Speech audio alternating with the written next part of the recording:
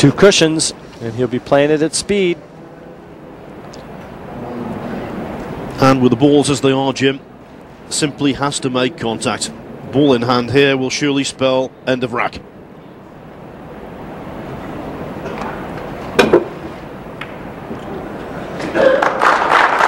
We're applauding. It really was a good hit, but Francisco isn't happy.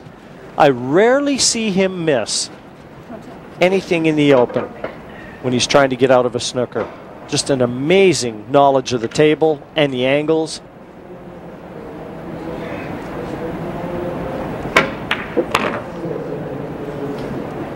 Every chance now for Pagulayan to once again secure the lead and repay the favor. Bustamente won 2 in a row.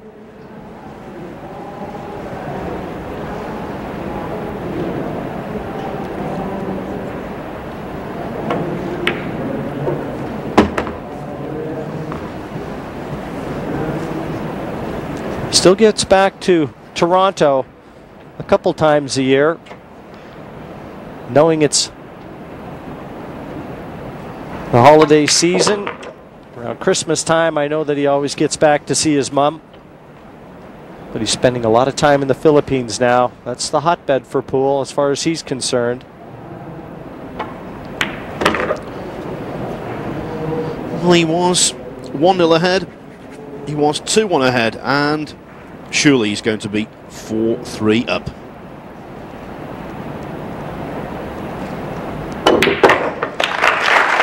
Confirmed. 4-3 to Pagulayan.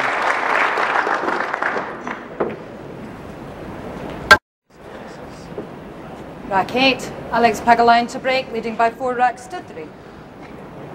4-3 Pagulayan with the break.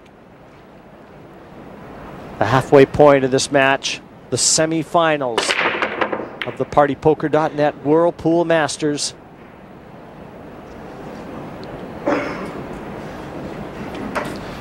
And the break has not been kind to either player.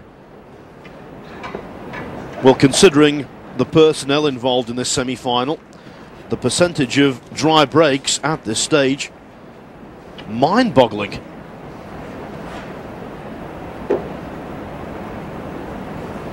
Usually an isolated incident.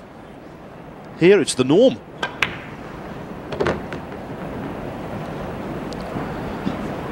But right now, Bustamente will not be complaining. Just the kind of chance to retaliate that he wanted. Phil, we're in our 13th match of this year's event. Well over 100 racks have been played. Probably closer to 120, 130, somewhere around there. And we haven't seen 3 racks strung together yet.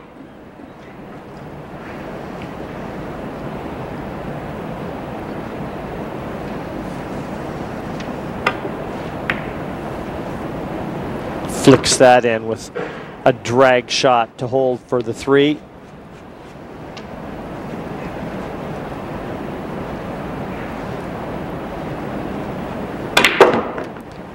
That's the type of shot that's tough to teach. You have to feel your way through it, understanding how to kill the speed of the cue ball just as it reaches the object ball.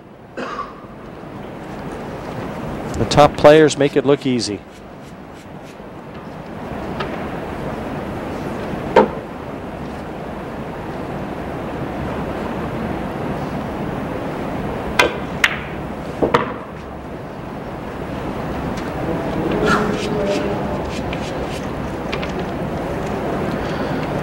Alex Pagulayan already involved in a deciding frame shootout in this tournament. 8-7 against Mark Gray in the first round.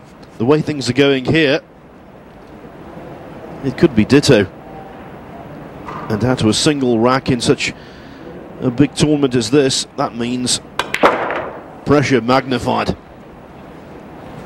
But both of these guys, no strangers to the spotlight created by the pressure of a major event.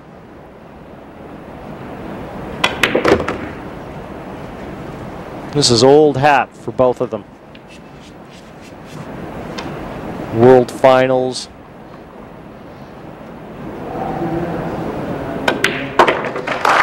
Nothing they haven't seen before.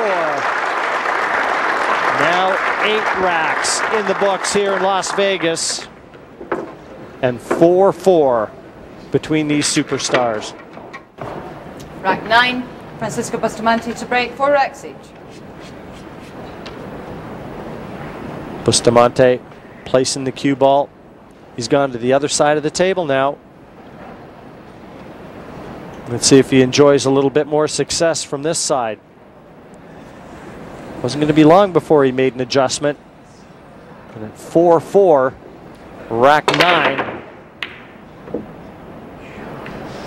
And there you see those difficult Brunswick pockets are in half an inch tighter than normal. 4.5 inches in width. Or, if you're a European watching this event, 115 millimeters. Tighter than normal, and both players are experiencing it. Well, Jim, I'm a European, and inches mean more to me than millimeters.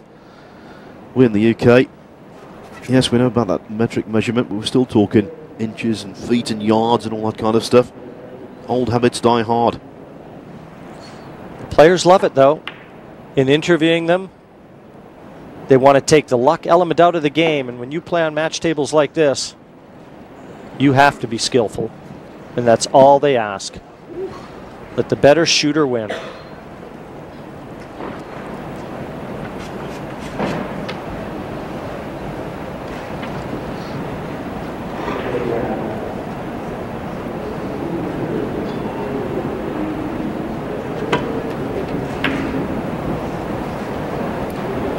Using that 4 to hold the positioning of the 1, and I'm not sure that he's hit it.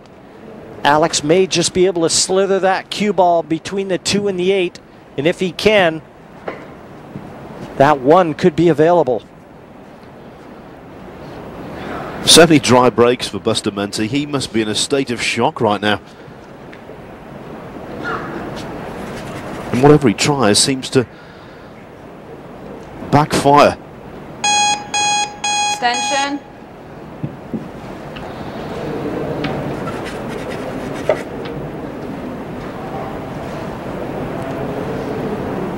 His body language tells me he can see this one, Phil.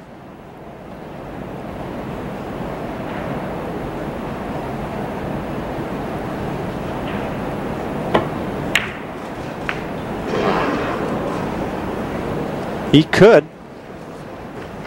You can see he didn't expect to miss it. I'm not so sure he's left it for Francisco. I think the 9 might have come to his aid. I'm almost sure it has.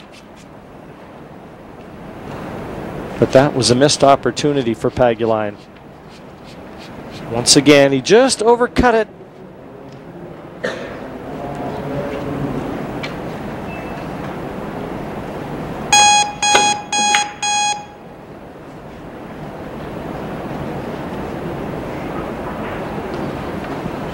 Now this is interesting.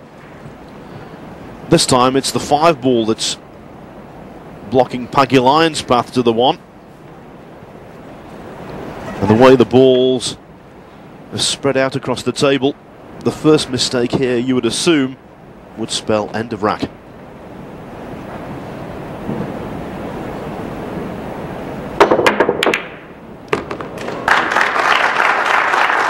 Not the conventional way to pocket a ball, but he'll take it.